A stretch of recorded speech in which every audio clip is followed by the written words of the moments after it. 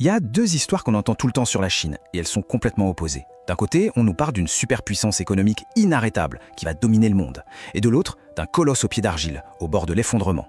Alors comment ces deux visions peuvent-elles coexister et être aussi convaincantes en même temps? C'est ce qu'on va essayer de décortiquer. Voilà la question qui est au cœur de tout ça. Ça fait plus de 30 ans, pas juste depuis hier, que les experts prédisent la chute de la Chine. Et pourtant, non seulement elle ne s'est pas effondrée, mais boum, elle est devenue la deuxième économie mondiale. Alors, qu'est-ce que tout le monde a raté dans l'analyse? Pour commencer, il faut absolument qu'on se penche sur cette incroyable résilience, cette capacité qu'a eu la Chine à déjouer absolument tous les pronostics. C'est assez fou quand on regarde le parcours. En 91, l'URSS s'effondre. Tout le monde se dit « Ok, la Chine est la prochaine sur la liste ». Eh ben non, raté. En 97, c'est la crise asiatique qui ravage la région. On s'attend à ce que la Chine soit emportée, mais elle tient bon. Et le pompon, c'est 2008, crise financière mondiale. Là, c'est sûr, son modèle basé sur l'exportation va exploser en vol. Résultat, elle en sort encore plus forte. C'est un schéma qui se répète. À chaque fois, on annonce sa fin, et à chaque fois, elle déjoue les pronostics. Et le résultat de tout ça, il est juste monumental. On ne parle pas seulement d'une économie qui a survécu. On parle de l'un des plus grands miracles économiques de l'histoire. Des centaines de millions de personnes sorties de la pauvreté en un temps record. Le décalage entre les prédictions et la réalité est vertigineux. Alors, c'est quoi le secret? Comment ont-ils fait? La réponse, elle se trouve dans un modèle économique qui est unique au monde, un puissant système hybride.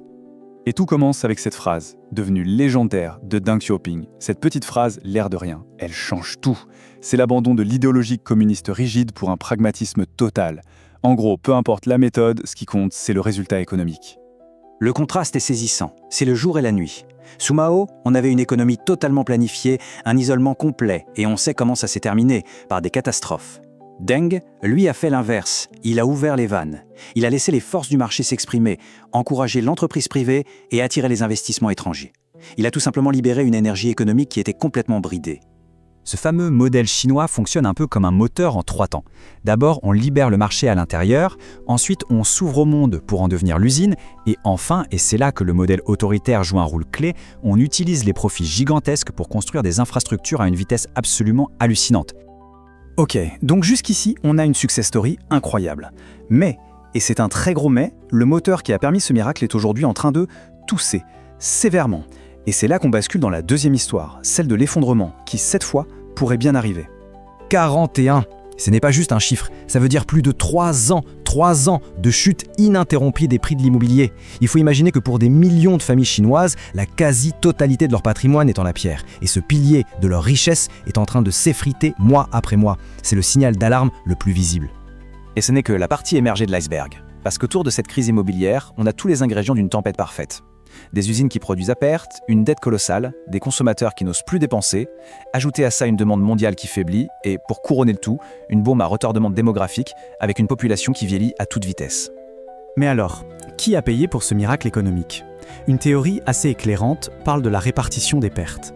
L'idée est simple mais assez brutale. La croissance a été financée en faisant payer l'addition à ceux qui ne pouvaient pas se défendre. Les agriculteurs, dont les terres ont été achetées pour une bouchée de pain, les travailleurs migrants sans protection sociale, les petits épargnants dont l'argent a été grignoté par l'inflation, et bien sûr les générations futures qui héritent de la facture environnementale.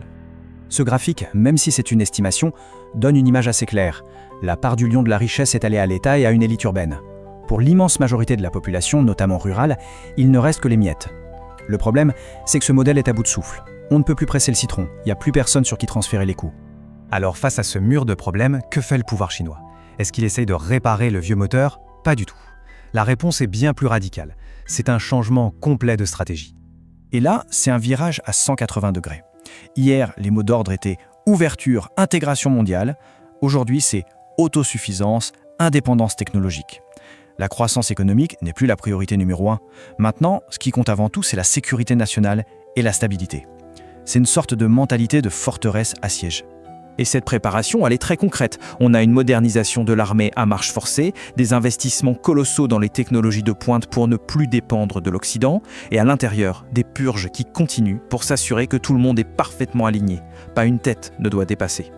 Et nous voilà revenus à notre point de départ. C'est ici que nos deux histoires, celle de l'ascension inarrêtable et celle de l'effondrement inévitable, entrent en collision.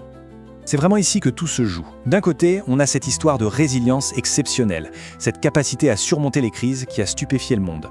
Et de l'autre, des problèmes structurels gigantesques, sans précédent. C'est un peu comme une force irrésistible qui rencontre un obstacle infranchissable. Ce qui nous laisse avec la question finale. Est-ce que ce modèle si particulier, ce mélange de capitalisme et d'autoritarisme qui a fait sa force, va lui permettre de surmonter cette nouvelle épreuve? Ou est-ce que les failles internes de ce même système vont finalement provoquer la chute que tant de gens prédisent depuis si longtemps? L'issue de ce débat façonnera le XXIe siècle.